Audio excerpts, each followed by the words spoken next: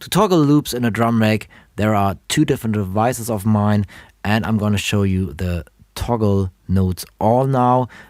If you haven't know, or if you aren't aware of how to set up loops in a drum rack, please have a look on the drum rack toggle device first on the tutorials, and there you will get some insight about how to do this, and on a bit more deeper control. If you need this, you can do this with the other device. So the toggle all device, toggle loop all device is a bit quick and dirty. You can set a node range on which nodes should be affected, and this will only let through those nodes which are in this node range here. So a use case example would be you have 3 loops playing here, and on the end you have not a loop, you will have a one shot, and you want to trigger this with one drum pad, for example. So let's set this up first. So we got a range of C1 up to D1, and those 3 are my loops. So let us set this up first. C1 to D1, and now those loops will be toggled.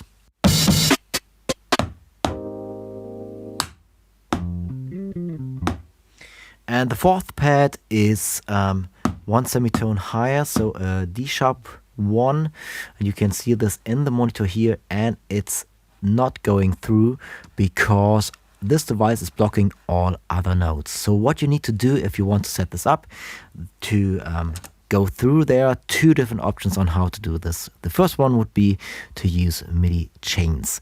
So let's group this device, and now open up the chain view, go to the key, let's put in toggle all in here, so we know this is the chain actually for the toggle all devices. And let's set the key selector for this to C1, which is our first node, up to D1.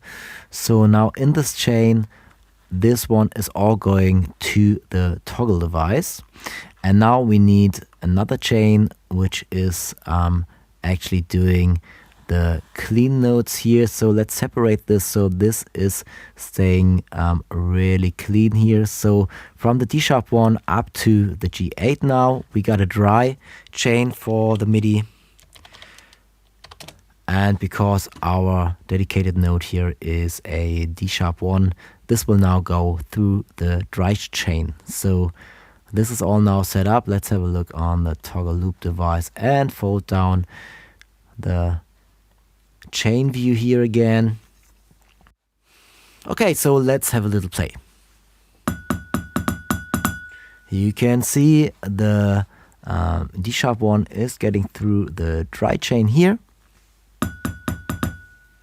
and it's being sent to the drum rack here. And so this is going through not as a toggle node on node off, but as a node on node off straight through. The other ones are being toggled as loops.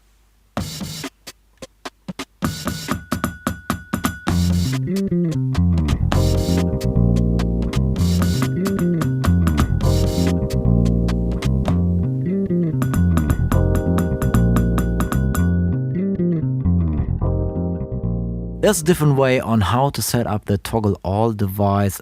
It's a very slim and small device, so you can actually use it in every chain here as well in the drum rack itself. So let us ungroup this here again, so to make it a bit more obvious. So let's say we have those 3 loops here, and we want them being played as toggling or in toggling mode.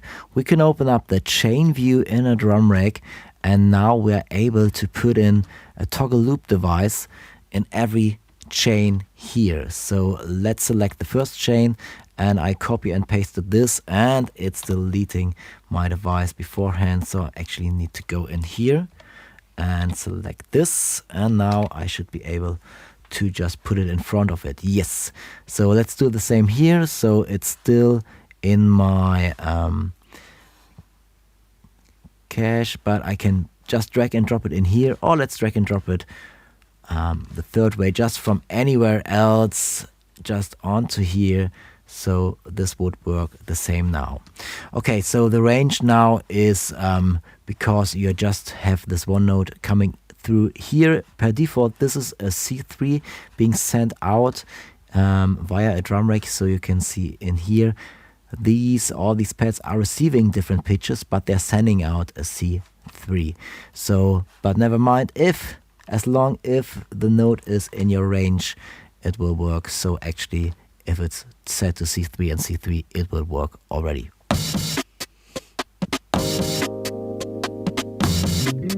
So it's all set up right, and only the first 3 chains here have the toggle all device in here, and the last one is empty because I want to play this rhythmic and not toggle a loop here. There is one more parameter you can set up here. If you actually want to use a preset velocity, you can do this with the device in here as well, so you can make sure that you don't have any big jumps in the playback volume.